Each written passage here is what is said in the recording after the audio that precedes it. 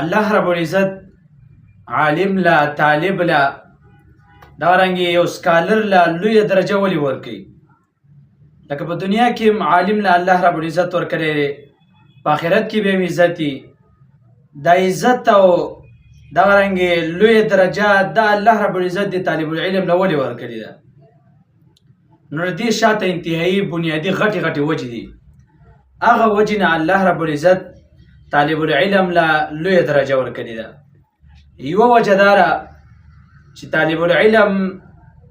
عالم دا اول لواله تر د اخره پورې در الله رب العزت په عبادت کې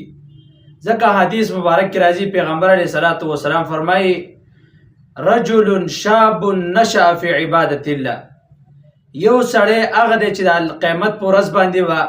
د الله د عرش د سوري لاندې ولاړي یو به کې طالب العلمي ولی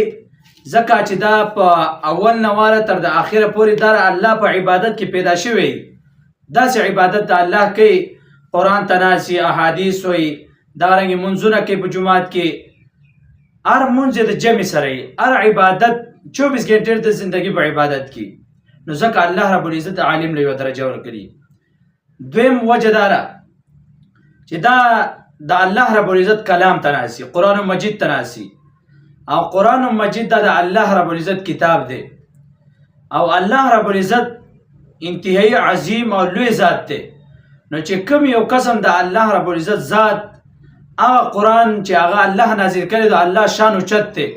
نو قرآن چې څنګه الله نازل کړی او الله شان اوچت دی نو چې څوک تناسب به خامخا دغه درجه اوچت دی دویمه وجه داره دریمه وجه داره ګوره طالب العلم که په ګاډي کې که طالب العلم که په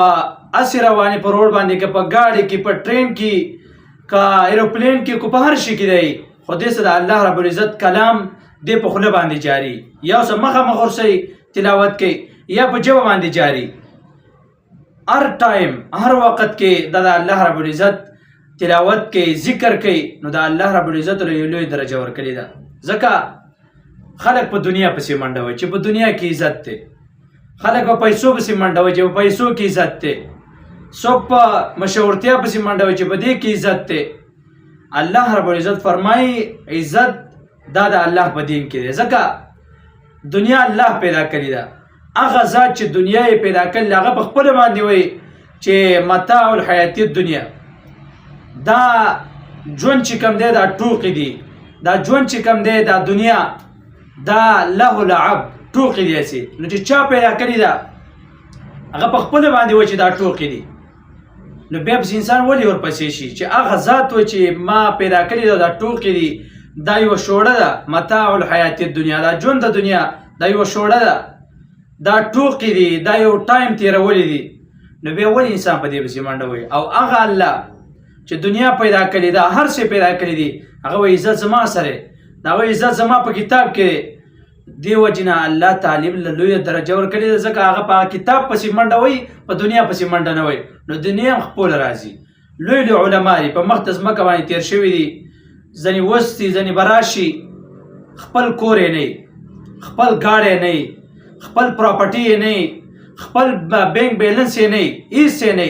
بیا هم چې په لار باندې روانې خلکو ته وایي راشي جي قدم چې ږدي زما په لاسو کې کېده بیا هم ته خلک ورځي دعا راته وکړه دا راته وکړه زما ختم نه راشه ولې